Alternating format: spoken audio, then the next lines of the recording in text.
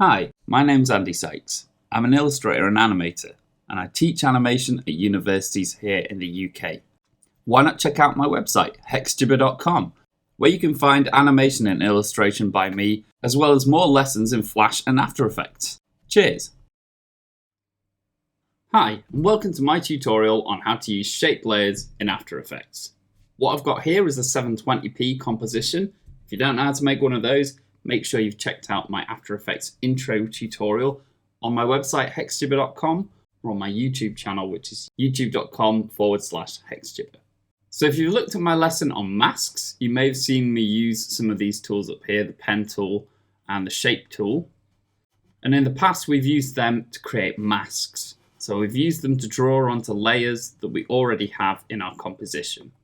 But you'll notice at the moment, we don't have any layers. And if we use these tools, instead of creating a mask, what they'll do is create a shape layer. So let's have a go at that. If I grab my rectangle tool up here and draw a rectangle, you can see instead of it creating a mask, we've got this blue boundary around our pink box. And if you look in the composition window, you can see that we've created shape layer 1. So we now have a shape resting on shape layer 1, and it's a pink rectangle. So if we look on shape layer 1 here, it's revealed that it has contents, and we've got that rectangle 1 there. And you can see within that rectangle 1, we've got options for the rectangle path, and we can animate the size, position, and roundness of the path. We've got options for the stroke.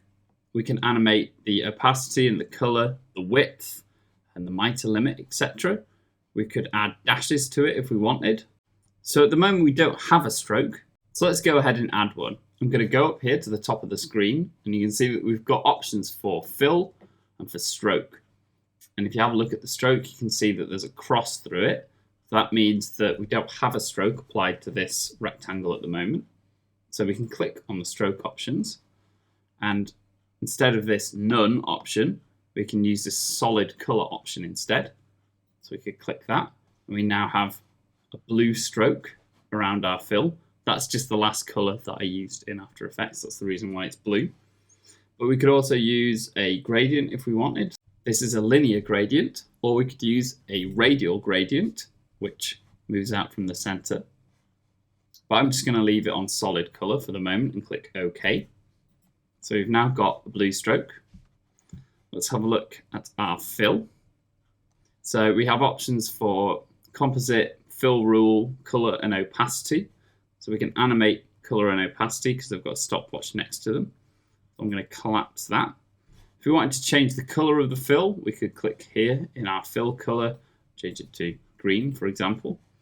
But we could also get rid of the fill altogether by clicking on none, or we could have a linear gradient or a radial gradient for that. I'm just going to leave it on solid color. And down here at the bottom, probably the most important of all of these options, we've got a transform option for our rectangle. And we've got stopwatches to animate all of these different parameters here. We've got anchor point, position, scale, skew axis, rotation, and opacity. Now these are just the rotation and opacity of this rectangle on its own. It's not the rotation and opacity for the layer itself. If I click on the shape layer and press R, you can see that we've not affected the rotation of the layer. So we can rotate the layer separately, and you can see it's spinning around this central anchor point here. Just going to reset that. You might be wondering why that is.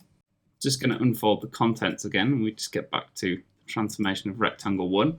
The reason why the rotation of the shape layer is separate from the rotation of this particular rectangle is because you can have more than one rectangle on one shape layer. So you would want to be able to edit the rotation of this rectangle, but also this one, and you want to be able to do that separately in case you wanted to animate them. So you can see now I've drawn the second rectangle.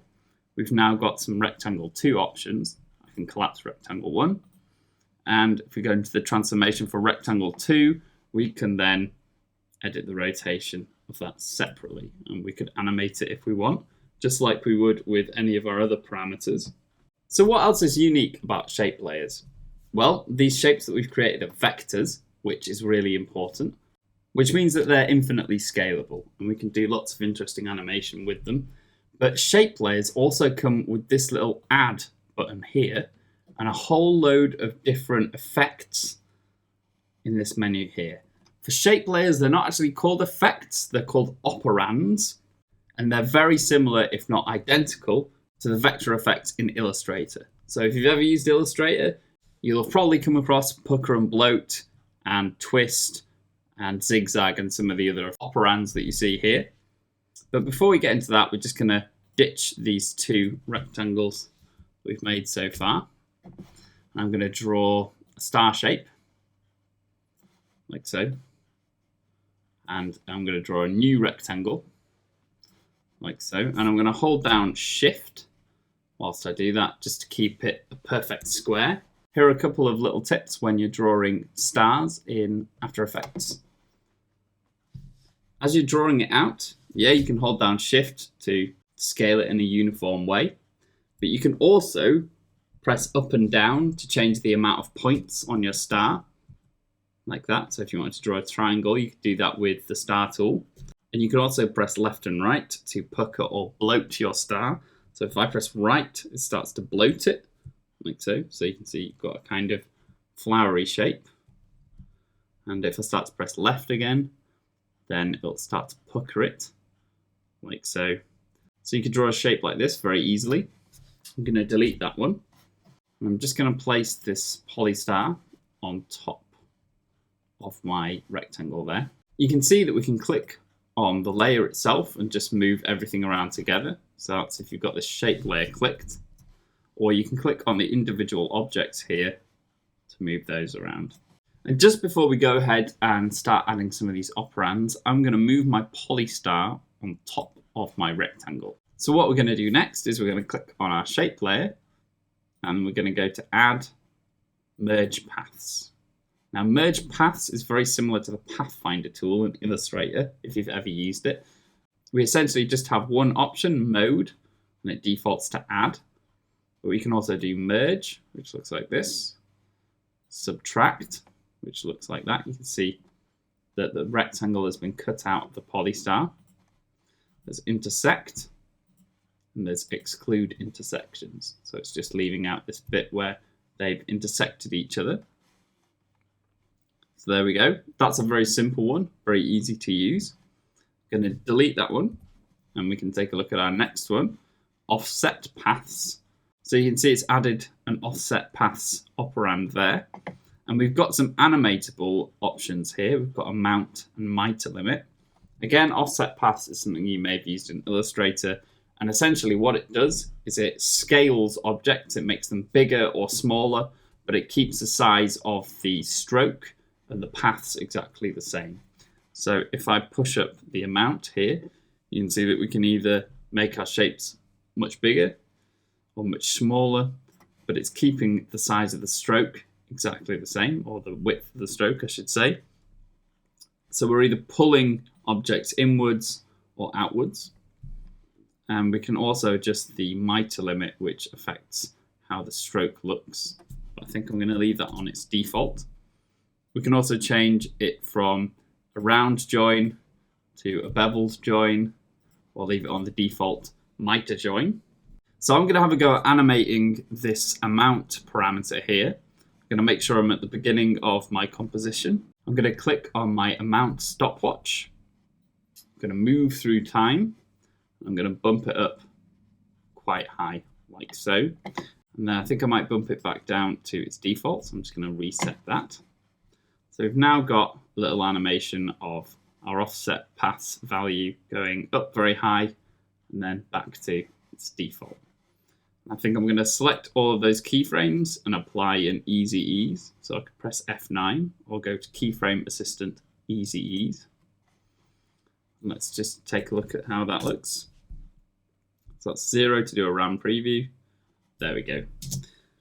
So if you don't know how to do easing, make sure you've checked out my easing tutorial. So that's offset paths. I'm just going to delete that operand and go back to our add menu and choose pucker and bloat.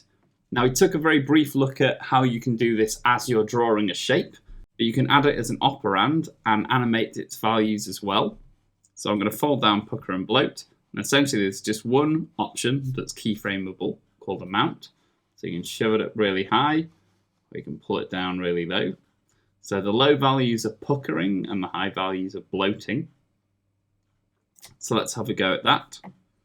You can animate this amount here. So if I click 0, we'll have our normal shapes. Make sure that I'm at the beginning of my animation. Make sure that I'm at the beginning of my composition. Click on the amount stopwatch, move through time, and then bump up this value here. So I'm going to make them look very bloated. And then I'm going to move through time a little bit more, maybe pull them down so that they're puckered. And then move through time one last time, and then put it back down to 0. So let's take a look at that. I'm going to hit 0 to do a RAM preview, or I could press the RAM preview button here. So you can see they're bloating and then puckering up there. Very nice. And we could also apply some easing to that. Just right click, go to Keyframe Assistant, Easy Ease. We can take another look. There we go, so it just looks a little bit more organic. So I'm going to delete pucker and bloat, and we'll move on, take a look at our next operand. This one's called repeater. And I think for this one, I'm going to delete the rectangle, and we're just going to use the star. And we can move our polystar around, and you can see that it's got a couple of clones here, a couple of copies. So let's unfold that repeater operand and see what different options we've got. We've got two keyframeable options here. We've got copies and offset. So I could push the amount of copies up, like so. And I can alter the offset. So that's where so this value affects how the stars appear to move through the original shape here. So if I push it up, they'll move over to the right. And if I push it down, they'll move through to the left. There we go. And we've also got some options here for repeater which make it even more customizable. You can change the anchor point, the position, scale, rotation, start and end opacity. So the rotation's pretty cool. If I bump that up, it starts to rotate around the original star. So let's try animating a couple of these parameters. I'm going to start off with 10 copies, I think. Going to put the offset to 0. We'll start off with no rotation. So we just start off with our stars like this. And I'm going to animate this offset value to begin with. So I'm going to start at the beginning of my composition, hit the stopwatch, and I'm going to move to 2 seconds and push the offset into the negative values there. So we've now got an animation of our stars appearing to move through that center point, that original star. But let's also push up the rotation. So as they move through, get this cool sort of rotation. So we didn't need to do any keyframing there. We've just changed the rotation value within this operand. So it's repeater 1, and this is transform repeater 1, and we've changed the rotation. And we might decide that the start opacity is 0.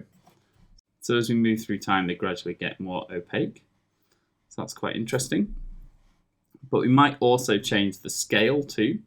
So we could get them to start off small, and then they go through the center point and appear to get larger again. There we go.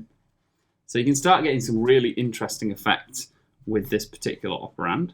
So let's delete that repeater operand and take a look at our next one. This one's called round corners, and it's pretty self-explanatory. Let's fold it down. You see we just get one option, and it's keyframeable, and that's called radius. So we can adjust the radius of the rounding of the corners on this polystar. So let's just try and animate that very briefly. I'm going to go to the beginning of my composition, hit the stopwatch, move through time, then bump that radius up. You can see once we get to about 70 or so, it doesn't matter how far we push it up. It doesn't actually make any difference after a certain point. So I'm going to hit 70. Then we've got a nice little animation of our polystar over 2 seconds becoming more rounded. So there we go, that's round corners. I'm just going to delete that operand and we can take a look at our next one. This one's called trim paths, and this is a really cool one. So I've added trim paths there. Let's fold it down. What trim paths enables you to do is draw out objects in After Effects. So you can draw out the fill or the stroke or both at the same time and make it look like things are being drawn onto the screen. So this is a really useful operand. So what I'm going to do is I'm going to shove the end value down to 0. I'm going to move to the beginning of my composition and we're going to do a little bit of keyframing. So I'm going to hit the stopwatch for end, move to 2 seconds, and then push the end value up to 100%. So when we play our animation through, that star is gradually drawn out. So what we're doing is we're starting with the start and end values both being 0, but we're keyframing the end value so it gradually moves from 0 to 100%, which makes it look like the shape is being drawn out. I think what I'm going to do is I'm going to remove the fill from this shape so that it's just the stroke that's being drawn out. And I think that looks quite a lot cooler. We could also add some easing. So we could select both keyframes and do an easy ease. So if I hit 0 on the numeric keypad, you can see we've got an eased animation of trim paths there. I'm also going to add another object. I'm going to add an ellipse to our shape layer and hold down Shift to make it a perfect circle. And as we move through, both of those paths are being trimmed because they're both on shape layer 1. You can see we've got ellipse 1, polystar 1 there. And at the moment, they're both being trimmed at the same time. But you can see there's an option down here called Trim Multiple Shapes, and you can choose between simultaneously and individually. So let's take a look at what individually looks like. I'm going to hit RAM Preview. You can see that it draws the shapes out individually. No big surprise there. And After Effects decides which one to draw first based on their pecking order here in the contents. So because ellipse is above polystar 1, that gets drawn out first. So if I wanted the polystar 1 to get drawn out first, I could just drag that above the ellipse and it would change the order that they were drawn out. And you could also add a bit of motion blur to an animation like this. So if you enable motion blur here and then on the shape layer as well, you can see that we get a little bit of blurring on our ellipse as it's drawing out, and the same with our polystar there. So that's very cool. So that's trim paths. Let's take a look at our next effect. It's twist. And twist, again, is pretty self-explanatory. You may have come across it before in Illustrator. You can see that the more we bump it up, the more our shape is twisted. Let's just delete the ellipse for the moment. Just concentrate on this polystar here. So you can see if you wanted to do a kind of Sonic the Hedgehog style twisty animation, you could do it like this. So I'm going to try animating this parameter, start it off at 0, hit the stopwatch, move through time, put it up really high, something like that. Then move through time a bit more and bump it into a negative value, so it has to spin back around the other way. Might push these keyframes a little bit closer together. And I think I'm going to apply an easy ease, so I'm just going to press F9. And then I'm going to do a RAM preview. Let's have a look. And you can see we've got a bit of motion blur on that as well. So that's just making it look a little bit slicker. So that's twist, really nice and simple. I'm going to delete that and we can have a look at wiggle paths. Now, if you checked out my lesson on basic expressions, wiggle should be familiar to you. This wiggle paths operand automates that wiggling, so you don't have to write any expressions or any code. It just wiggles your shapes on your shape layer. So we've got some options for size, so how big the wiggles are, the detail, so how many kind of points of wiggling there are. So we can pull it down, make it really, really simple, push the size up so that we've got a really, really kind of simple dancing wiggle there. Maybe bump it up a little bit. There we go. And we can also change whether we want it to be sharp, so like a corner, or smooth. So if you're wanting like a little animated bacteria, this might be quite a good way to do it. Push the detail down even further. You get something that looks like this. You can change the wiggles per second. So at the moment it's 2, but you could bump it up so it's much quicker. And you can see because we've got motion blur enabled, we're getting a bit of blur on that animation there. And you can also edit lots of other parameters like correlation, the temporal and spatial phase, and the random seed to change your animation. I'll just do a little RAM preview of that. There we go. So that's wiggle paths.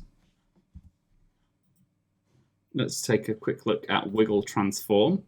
I've just applied it, and you might think, Andy, I don't notice any difference. Nothing is happening yet.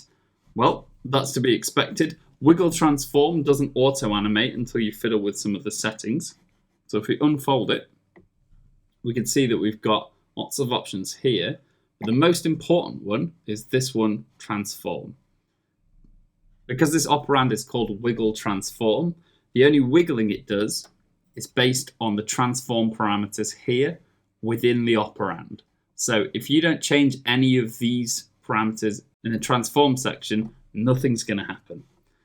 But if I start editing, say, the position, you can see that we now have the position of our polystar moving in a vertical way. But I can also tweak the horizontal position, so we're getting a wiggle that looks a bit like that.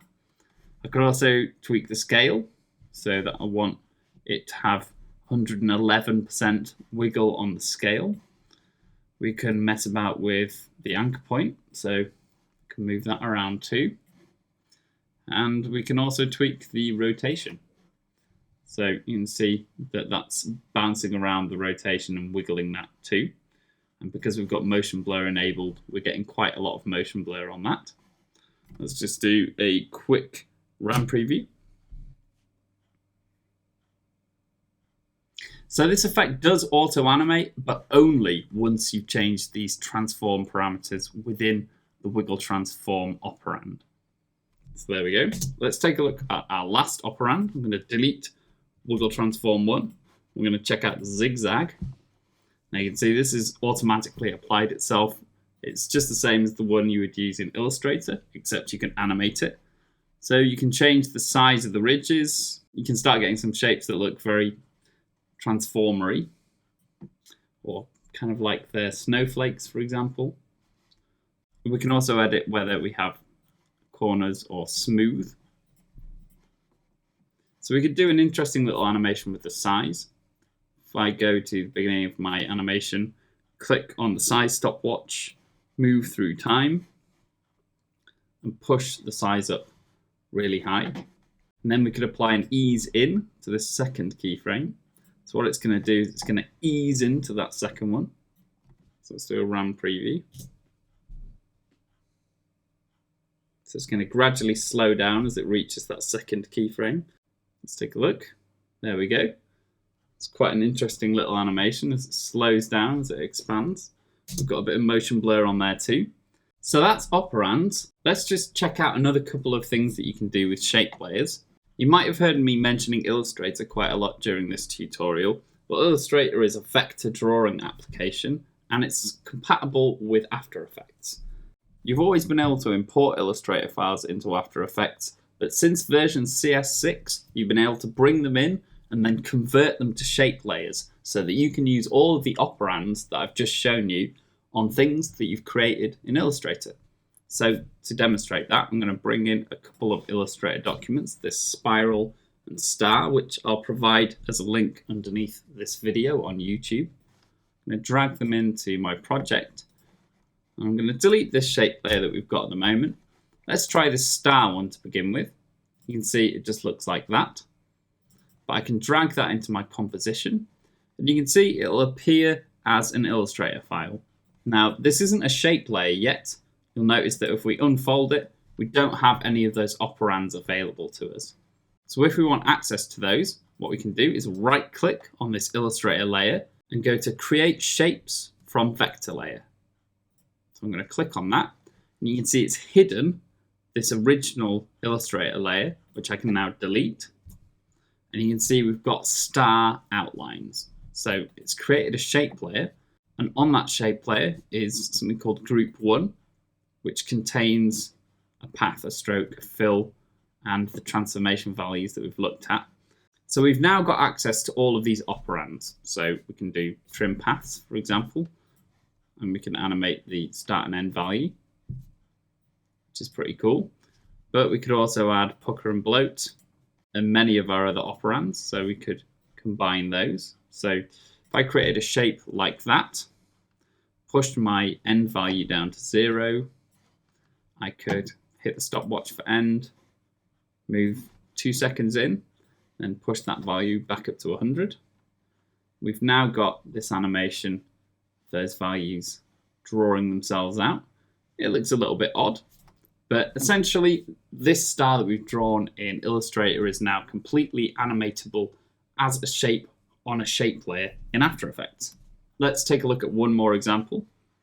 I'm going to delete star outlines and bring on spiral. So I'm just going to pull that in. Now this spiral is black, so if you have a black composition, it's not going to show up. So make sure you've got a white background on your composition.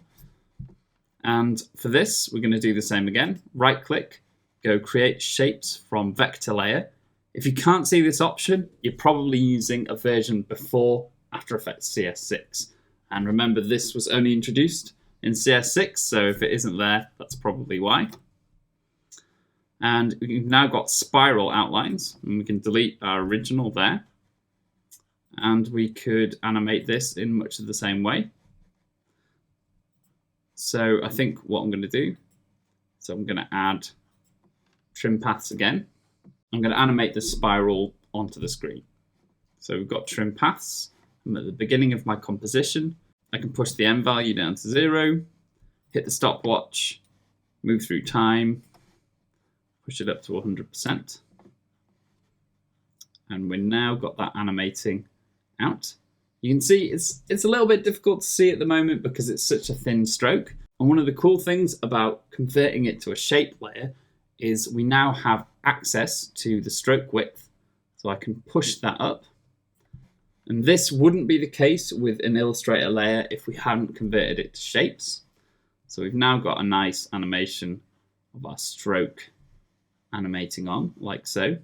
This won't work for variable width strokes in Illustrator because they're converted to fills as soon as you import them. So we could add some motion blur to this, for example. So as it draws itself out, we get a bit of blur. And if we select both keyframes and hit F9, we could put a bit of easing on that. So I'm going to RAM preview that. There we go. So we've got our stroke drawing onto the screen like so. So there we go. That's converting Illustrator documents into shape layers. Very useful. Okay, so I've got one last thing to show you. If I go up here to my text option, I can click and type something generic like hello. I'll just move that to the center of the screen there. So here we've got a text layer.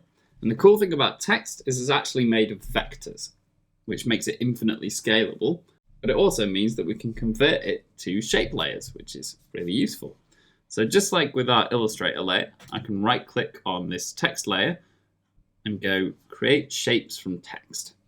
So when I do that, After Effects creates a shape layer called Hello Outlines, and it hides the original text layer. So you can delete that if you want. And we can take a look at the contents in our shape layer. We've now got a shape for each one of our letters, which means that we can apply operands just like we did before. So we could do something like pucker and bloat. And totally mess up our shapes, like so. Do something really interesting like that. And we could also do something like trim paths. So if I apply trim paths and just slide the end value down, you can see we get a very bizarre result because it's treating these letters as fills rather than strokes. So if I get rid of pucker and bloat, you can see that it traces them out as though they were fills. So there we go. And we could also do things like repeater and have our letters repeating and animate those values as well. So change the amount of copies, etc. So there you go. That's shape layers and operands. Why not have a go yourself? And I'll see you in the next lesson. Hey, thanks for checking out this tutorial. Next up, why not take a look at my website, hexjibber.com, where you can find out more about my self-published books, the Hexjibber Colouring and Activity book, and the Hexjibber Anti-Revision book. They're both suitable for kids and adults alike, and are well worth checking out.